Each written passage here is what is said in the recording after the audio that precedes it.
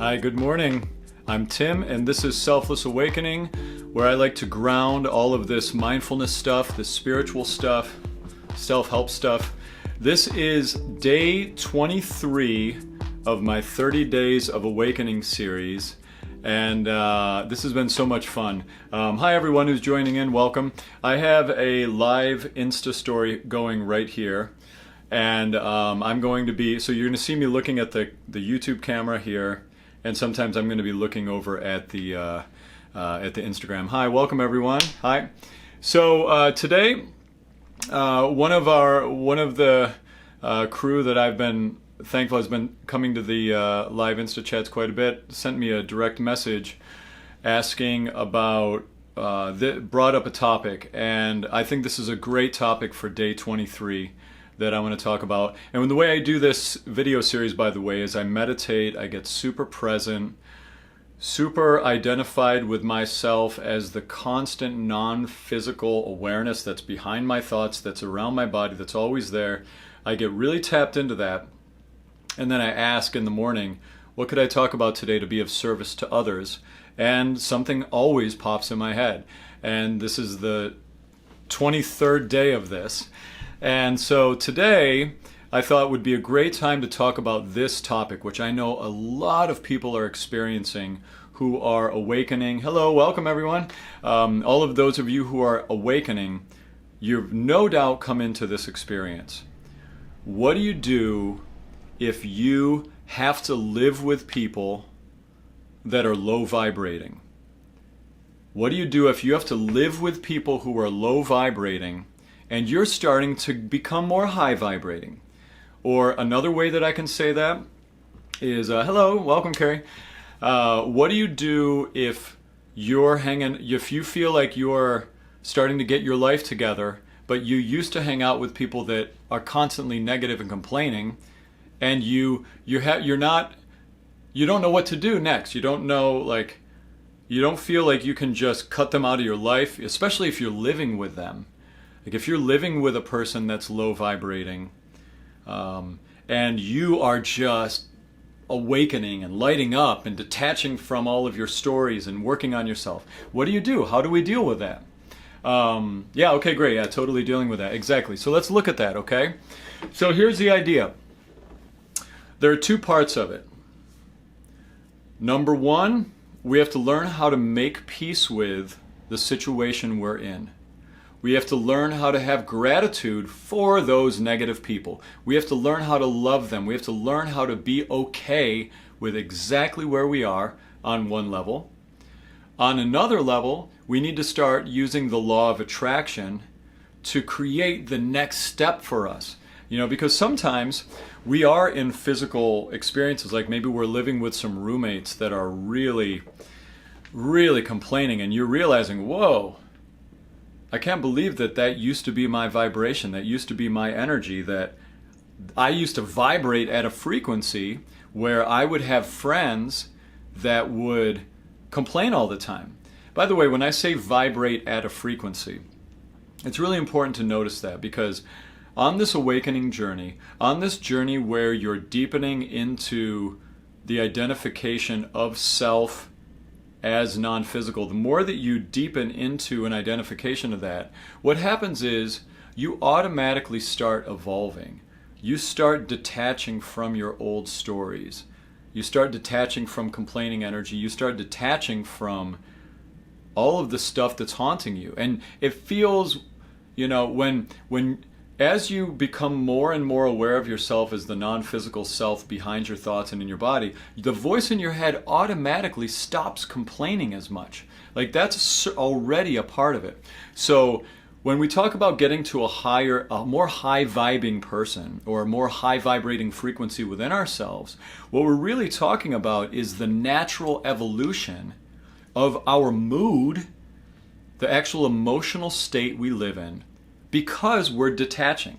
It's weird. The more you become blissful and peacefully attached to yourself as awareness, the lighter and more playful your thoughts get automatically. Like that's just kind of what happens. It doesn't mean that things don't surface to look at or work through. Of course that happens, but when you're living in a high vibrating state of being based on your deepening into yourself as awareness itself, that state you're going to find starts to not gel with other people who are, let's use this word, unconscious. Other people who are maybe asleep. They haven't detached yet, and they're not able to spend large chunks of their awakening hours inside of an identification with themselves as non-physical. Like most people in the world, most people in the world aren't able to sit there and talk to you and be aware of like, whoa, I'm the awareness behind my thoughts. There's this person talking to me, and I'm aware. I'm just sitting here as this awareness. Oh, I had a thought come in. Oh, look at that thought. Interesting. Here's their thoughts. Like, most people aren't yet to that level of awakening where they can sit from that place of detachment.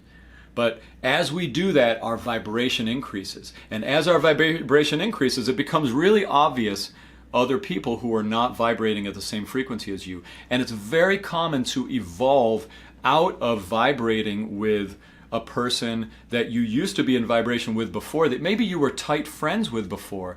And now all of a sudden, when you spend time with them, all you see is constant complaining. Like, that's totally normal part of the awakening process. Now the question is, what do you do about it, right?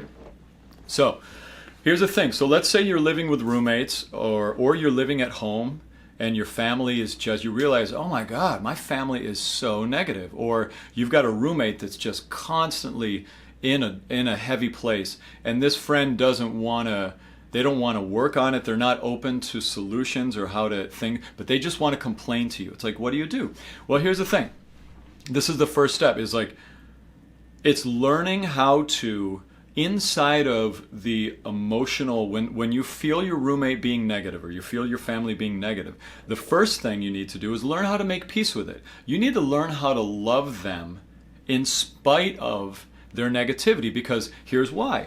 What will happen is that negativity will click in and try to activate the old patterns of negativity that you used to have in yourself. Like, you're evolving out of this negativity, and what you find is that as soon as you're around those people, it's like it almost activates that same programming in you. So this is good. Like, if you look at it from the right mindset of like, oh, I hate when that happens. No, don't worry about it. There's something to do about it. You can use that as part of your mindfulness practice. Like, this is a part of your awakening. You're going to learn how to transcend and step out of the negative pattern that they're trying to hook you into just by being present when it happens. And one of the ways you can do that is like, if someone's getting really negative and they start complaining to you, here's a technique that I use. I go into my inner awareness practice, and this is where meditation is so powerful, because if someone starts complaining, and I start hearing this, like, and I can tell that they don't want a solution from me. First of all, I don't usually stay that long in that situation. I'll find a way out of it. But let's say I'm in it, I get cornered. You won't believe what's going on, Tim. Donald Trump is ruining our world. We need it. And they just start going off. What I'll do in that moment is I get really present, and I put my awareness in my inner body. Like, I'll sit and I'll turn my hands over, or I'll just sit if my hands aren't turned over, and I'll just sit there and I'll just focus my attention on the feeling in my hands. Like, I literally do this like all the time. I'll flip my hands over, or I'll just sit there and I just ask myself, if I just take my hand and keep it still, how would I know my hand is still there if I don't move it? And you can just feel, well, I can feel my hand as, there's like maybe a warmth or a tingly feeling. Okay, that's what my hand feels like. And then I just hold my attention there. I'll just sit there and hold my attention and hold my attention. And while they're talking, I can feel their negativity. And I can even feel the voice in my head maybe commenting like, I can't believe they're complaining about this bullshit, whatever. My voice in the head will be going. And then I just sit and hold my attention in my hands.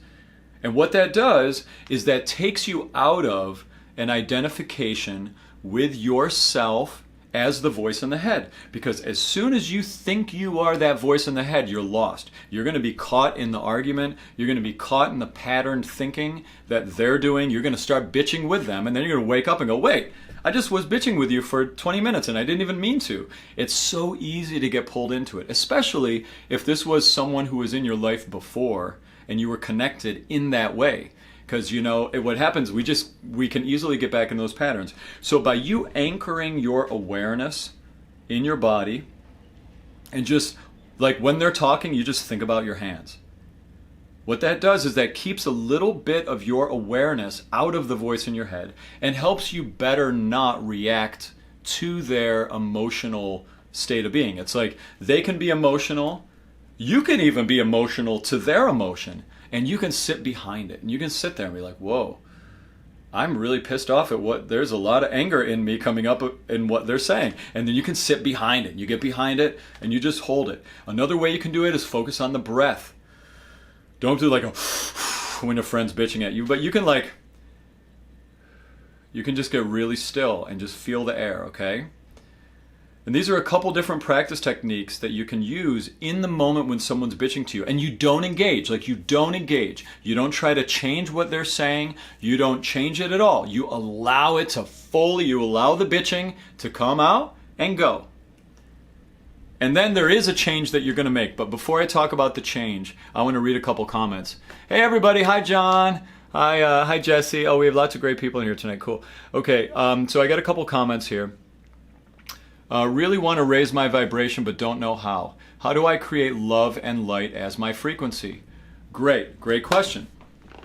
So, when we talk about raising our vibration, that's a word that's used a lot in the mindfulness community. I want to raise my vibration. What does that mean? Usually that, people I think understand that means feeling better, feeling happier, feeling more positive, that kind of thing. I want to talk really specifically about raising vibration in a very practical way. Try to ground this concept. Raising your vibration has to do with, at first, stepping into that, that deeper identification of self as awareness. And from there, you're able to witness the patterns of thinking in your mind, and you're able to witness your emotional states of being. From there, you're able to reprogram. And so much of high vibration is learning how to detach from an identification with that negative story, that negative chatter in the mind, and getting to a place where you're identifying as the watcher of the story. You're not the story, you're the watcher of it. You're the witness. And when you sit back behind, in the Gary Zukov calls it the seat of the soul, Buddhists call it the higher self, or the watcher, the observer mind. You're able to step right out of and eventually shift those things. So it's like you may wake up in a funk and you're like, oh, I'm so tired. I don't feel like going to work today. My neck is sore. Oh, I just feel sore. And that we call that a low vibrating state. You can, from that moment, do a meditation practice, step out of that negative chatter, and allow the negative chatter to be there. And every moment you allow the negative chatter to be there without identifying with it, you start shifting into a different vibration. And you start shifting and you just hold your awareness there. And once the negative chatter's done saying its piece, you shift and you start saying gratitude for everything. You say gratitude for that negative chatter. What could I learn from that? You start saying thank you for everything in your physical world, everything in your internal world. You start saying grateful things. Gratitude is a huge way to shift your state of being. But it all starts first with backing into that true identification of self as the non-physical inside of yourself, because that's the true awakening. That's the true awakening. Without that deeper attachment, you're still victim to your patterns of thinking, okay? So it's super important that when you first start thinking of shifting your vibration, you got to zoom out first. You got to zoom out and step away from thinking you are a person with a story, because you're not. You're the witness of that, right? So I hope that helps. Let me check. I've got another comment here. I think I'm sort of spiritually conscious, but I've only gotten a small taste of these practices. Hey, that's good. You're on the journey. What's a good way to just dive deep into spirituality and actually experience a self-realization? All right. That's a good one. What a wonderful question. What's a good way to just dive deep into spirituality and actually experience self-realization? I love that question for so many reasons, by the way. B_Rob03, if you're still in the chat, great observation. Because, and what I love about that observation, or that question really, is you're asking about actually experiencing self-realization. The experience of it. Not the idea of it, but the experience of self-realization. this is all a theoretical thing until you go, whoa, I'm way more than my body. I'm way more than the voice in my head. Holy shit. What am I? Where am I? Where do I stop and like that, where do I stop and where does that tree begin? Like if I'm, you know what I mean? Like until you've had those experiences of self-realization, which, what a great way to say it, self-realization. The realization that yourself is not the voice in the head. The realization that yourself is not, I'm not Tim, I'm not a voice teacher, I'm not a dad, I'm not this body, I'm not a guy with a beard who lives in New Jersey and teaches voice or whatever. Like, this is not who I actually am. That's the story, the ego, the avatar that I put on, that I am the witness of behind, right? So how do we get to a place where we can live in that and understand that? There are a couple different ways. One of the ways I do it is you go sit and stare at nothing for like an hour. As stupid as it sounds, if you can get to a place where you are practicing just sitting still and concentrating on the emptiness, like look out at a backyard and just look at it and hold your attention on nothing. Like instead of looking at the tree, look at everything around the tree and don't even move your eyes. Just like soft gaze out and just hold your awareness on an empty space for a long time. What you're going to find happens is the voice in your head will be at first real scattered, and then it kind of slows down, and then it slows down more, and then it slows down more, and then you get to a place where it's like, whoa, you start feeling this kind of weird expansive head feeling, like this, like you feel like, wow, whoa, it's like you feel like your head's bigger or something, or like your awareness is larger.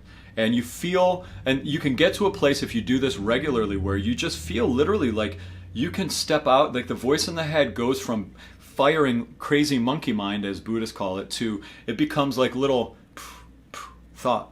Hey, but what if and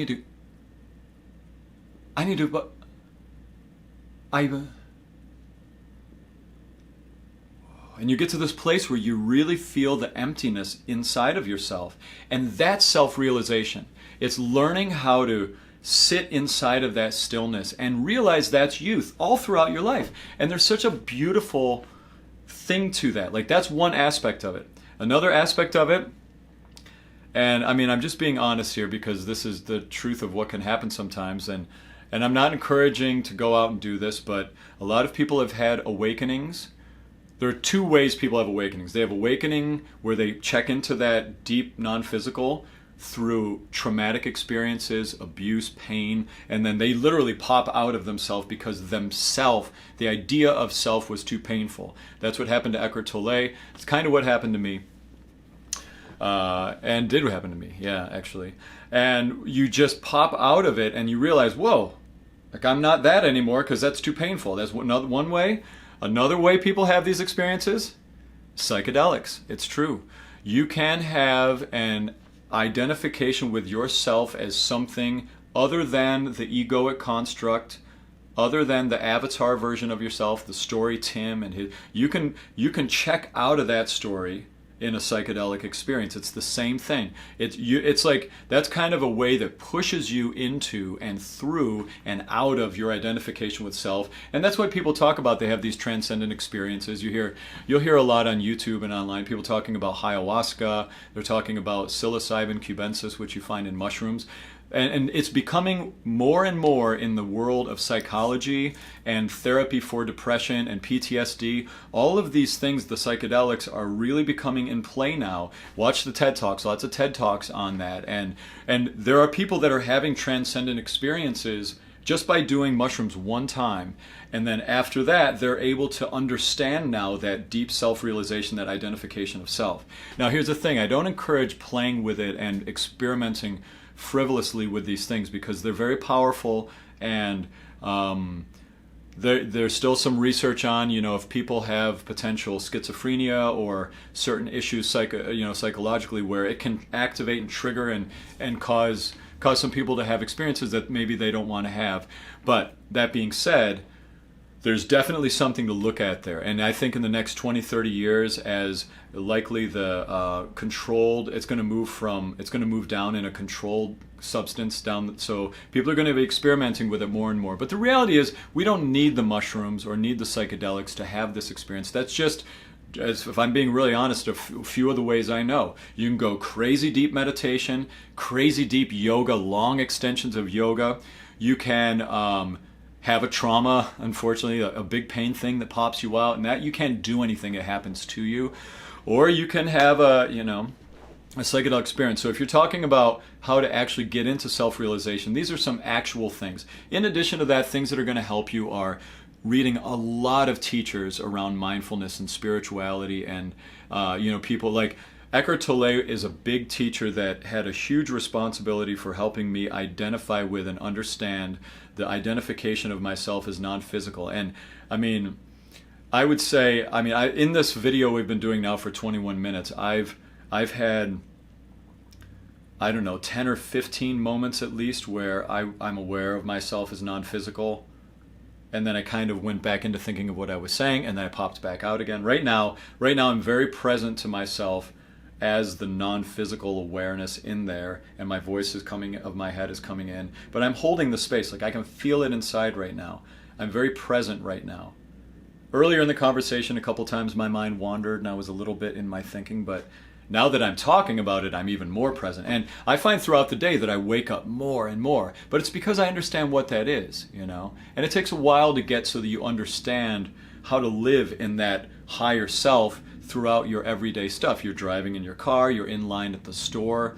It just seems to, the more you practice it, it comes into every aspect of your life. You just become more and more awake all the time. And that's what I believe this awakening is. This, when I talk about the name of this account is Selfless Awakening, where I got that name from was, I believe when I'm in that identification of myself as non-physical, I feel selfless. I don't feel like Tim anymore. I don't feel like that self. I don't feel like the ego, the avatar of me, the story, the guy with this shirt who lives in this house. Like, I don't feel like him. I'm the awareness. I'm the selflessness inside of me that's awakening. That's where the name for this channel came from. It's about understanding the real you is much deeper. Read everybody that talks about this. That's my encouragement. Watch a lot of YouTube videos too. Okay? So that's as much as I'll go into on that one. Let me read. There's another comment. It seems rude sometimes when you try and change the topic of conversation to a higher vibration, but your explanation is clear. Okay. Yeah. Okay. This is the thing. And that's so hard. And I have to say also, I feel the same way sometimes. If someone is low vibrating, what I'll notice, there will be the voice in my head will say, well, it's easy. All you need to do is do this, or it's very easy to get passive aggressive when someone's low vibrating, and you just start saying super high vibrating things just to show them how negative they're being right now. And that's not really what I consider to be the most mindful thing to do, because what you're doing is your ego's gotten clever. I call that your spiritual ego. When you're at a place where you're trying to show someone how negative they are by being hyper positive, that comes from a self-righteous aspect of what I call your spiritual ego. And it's very easy as we awaken, as we become more and more aware of ourselves as the non-physical awareness within inside of ourselves, a new knob of our ego starts growing. And it's the self-righteous, I know the truth of awakening, I know the truth of awareness part of our ego that likes to sit on its pedestal and it likes to judge people. That's a very common thing that happens to us as we awaken. Another facet of our ego starts to become a little judgy. And we have to even learn how to step out of that. The best thing we can do when someone's negative is to sit inside of the awareness of self as awareness, hold them with love, and then if they say anything, the best way I found to shift the vibration without getting too, without also keeping their vibration going, is you zoom out on it. Like if they're saying something like, I can't believe what's happening what's happening with Trump, or I can't believe what's going on in the world today. Everything's burning. The world's going to shit, and they're like bitching, bitching, bitching. And, what I'll do is I'll hold my awareness on them and I'll just be listening. I don't ever, what you don't do is say, yeah, I know, right? What you don't want to do is engage with it. You don't want to perpetuate it by encouraging it, because when someone's speaking in that negative energy is looking for you to reinforce it. It's looking for a partner in crime. That's how the negative energy works. So what you do is you hold space. You don't engage with the negativity at all. You just sit and are aware of it. And then you just kind of open your mind to, universe, what could I say? What could I say that would be loving to them? What could I say that could help us step out of this? And what you can do, what will happen is an ideal will come to your mind, where it will usually be something like this for me. You say some generalizing thing. Like, if someone's really bitching, I'll say, well, it is crazy. Yeah, you soften it. You say, yeah, there's definitely a lot going on in the world out there, but we're doing the best we can. And you can just kind of say I'll usually do something like that. We're doing the best we can, or, and doing it in a very non-confrontational way, not interesting. And you don't say, if someone's bitching to you about Trump or complaining or whatever they're complaining about, don't say, I don't believe in complaining. You don't go up against it, because if you go up against that complaining energy, it will turn right on you. Oh, I'm complaining, huh? Well, I'm talking about serious stuff. Maybe you're not passionate enough about the world to care. You should care about these things. You may go up against the energy. And the idea when you're talking with someone who's negative is, number one, you want to get present. Number two, you want to open your mind to some way to soften what they're saying, to zoom out a bit. And then number three, you want to start opening your mind to how to get the hell out of this conversation, right? Eckhart Tolle talks about, I saw this one video of him where he was talking about what do you do? It was this story about this Buddhist. He was talking about, if the Zen master gets on a bus and there's a really drunk, sort of belligerent person sitting next to him, and this person is leaning on him and constantly being maybe bumping him, being rude to him. Should the Zen master get up and move to another seat? Or is the Zen master so evolved that he just stays there and allows the drunk to do his thing, because none of this really matters? The Zen master can get to a place of peace no matter what the external situation is. So in Eckhart Tolle's situation, in his example, he's talking about, well, what do you do? And at the end of it, he comes to the place where he explains, basically the Zen master gets up. The Zen master doesn't need to stay inside of the negative situation. Inside of there are times where we need to make peace with suffering, and we need to honor that this moment, I need to just allow and honor this suffering, and this is a part of me is walking through the suffering for a short period of time, and I'm honoring that. Other times it's about, oops, I've got suffering, honoring that it's here. Do I need to stay here? No, I'm getting up, right? So just because we can make peace with anything that's happening, any negativity that's happening, doesn't mean that we need to stay in that situation. That's not self-love. Self-love is, when we talk about self-love, what we're really talking about is from this deep place of awareness, this deep non-physical, which is only love anyway. From that place of non-physical, peaceful awareness, which is only love, you get into that place and you love your avatar. You love that negative person you're talking to's avatar. You love everything. You embrace them. You find a way inside of your mind to love yourself and love them even though they're bitching. You don't judge them. You love that that's where they are and that that's okay where they are. And you hold space for them. And you can get to that place of love by holding your awareness there, okay? So the idea is you get to this place of awareness, of holding your vibration, and then from there you're able to shift, okay? Now, let me just see other things here. Oh, thanks for the love. Thank you, Mind Body Contour. Great. Flow with the bitching. Yes, flow with the bitching. Yeah, you take the bitching, you don't interact with it, engage it, you let it pass through. Because the more that you get identified with non-physical, the more that you are that transient, constant awareness behind, you're literally non-physical. Like it's impossible for you to receive anything. It passes right through. When you're sitting in that blissful, anyone could say anything to you and it's just right through, Absolutely. You flow with everything when you're in non-physical, right? So let me see, John, I left a comment here. Gratitude for negative chatter is interesting because it somehow is not identifying with the negative chatter. Yes, I always fall for gratitude for meaning identifying with it. No, yeah, that's right. This idea of gratitude for negative energy, negative thinking, it wants to pull us into mind identification. Because negative thinking, anytime we have resistance to anything, what happens is it's us taking the story of ourselves too seriously.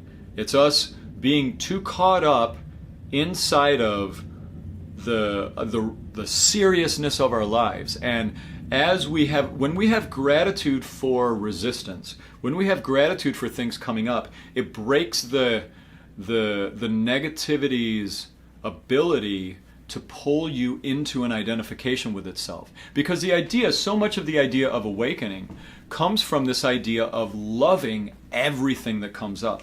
Because again, back to the truth of this, you are the awareness, you are the non-physical that's constantly there.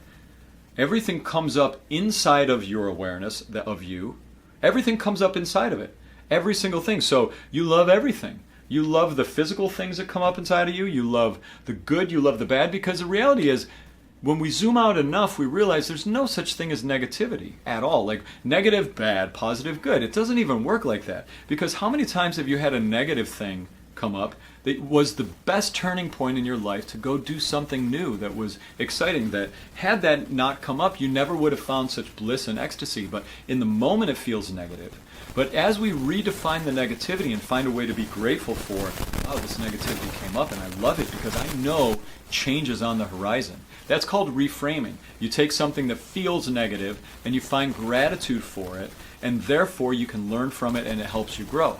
So really, when we get to a place of gratitude for every person in our life, every conversation we have, every emotion we feel, we get to a higher vibration. So yes, gratitude for negative chatter is, we want gratitude for everything that surfaces, right? So yeah, great. Hello everyone. Jesse says ACIM. All right. Oh, lots of love there. Okay, cool. So yeah, thanks for all the support, guys. Yeah, so one last thing I want to say about this before I leave this topic. God, it's so amazing talking about this stuff, how quickly it goes. Like I'll get going and then I look at and it's already 33 minutes I've been talking. So one thing I want to say is this. Let's say you're in that physical situation. Let's say you're living with a roommate and it's negative. It's negative, and they are really asleep and unconscious, and they don't want to hear about your tools that you're practicing to feel better. They don't want to hear about how you're stepping out of egoic identification. They don't want to hear about you experimenting with meditating and expanding your consciousness and feeling bigger than yourself. All they want to do is bring you down with them. If you're in that situation, like it's these steps. You don't resist it, and you learn to make peace with it, then you change it. And the way you change it is by what I call multiversing. And what you do is you visualize like new places to live. You visualize your whole next set of friends while having gratitude for the place you live now, while having gratitude for the people you're feeling are negative in your life. You find a way to love them exactly as they are, and you really love them, and you're so grateful for it. And you start visualizing, what would it look like if I lived somewhere else? What would it look like if I had different friends? Or what if I had more friends that were, that were on the frequency and studying the same techniques to feel better that I am studying? And you just start wondering, and you start making a part of your meditation, making a part of your daily routine, sitting down for 5, 10, 20, however many minutes you want, and just multiversing. You can do this right when you wake up in the morning. It's the most powerful. Your brain is in what Bruce Lipton calls your theta brain wave state, when you're in the right before you go to, right when you're waking up, right when you go to sleep. And in those moments, it's very powerful. What you can do is you can record what I call audiolizations. You record audio of yourself speaking, your own voice, record a voice memo saying, I'm so excited about all of my new friends. And you say it like this. That's how the law of attraction works. You say, I'm so grateful to have so many new high vibrating friends. It feels so good to have so many exciting friends. And I love my new place. I love that I get to live in a place where I have such harmony with the people I'm living with. I love that I'm living with people that are supporting me and nurturing me. It feels so good to be in a physical space that's so positive and loving. And you just start every morning and every evening. You could record a voice memo and listen to it every time you wake up or go to sleep. Listen to it throughout the day. Start programming your mind over and over and over to be thankful for the situation you'd like to attract to yourself. And you already just say gratitude for it. So that's the other step. You make peace with the negativity in your life. You make peace with what's coming up. You don't resist it. You love it. You accept it. You honor it in that very Buddhist Zen tradition.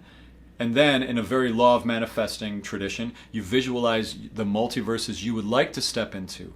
It's kind of like the Zen master on the bus story I was telling earlier. The Zen master doesn't let that drunk person just lean on him and cause his experience to be negative. The Zen master makes peace with that there's a drunk person trying to annoy him, and he peacefully gets up and he goes to a new situation. You know, you allow and then you move. Like, that's the idea. You allow and then you visualize your next steps. That's the key to if you're living in a physical situation with negativity, you're living in a physical situation with low vibrating people, and you can't yet see your way out. Don't worry, by the way, about how the universe is going to get you out of the situation. All you do is focus on gratitude for being in a better situation. That's all you do. You don't let your mind get caught up in the minutia of, oh, like you think, I'm so thankful to have a new living place where I don't have to live with all of these low vibrating negative people anymore. And how am I going to do that? Okay, well, maybe if I move in with my sister for 2 weeks and then we can go from there, and then what if I find a place and then I think she's down on the beach, so then maybe if I go down here, we could do this. Like, don't get too caught in trying to actually put mind energy on figuring it out. Use it more like you visualize what you want, and then you allow your mind, you allow the awareness that is you to find the how. Don't worry about the how. You just keep doing the visualizing. The how is how the universe shows its magic. The how will always surprise you. The how is the most beautiful part.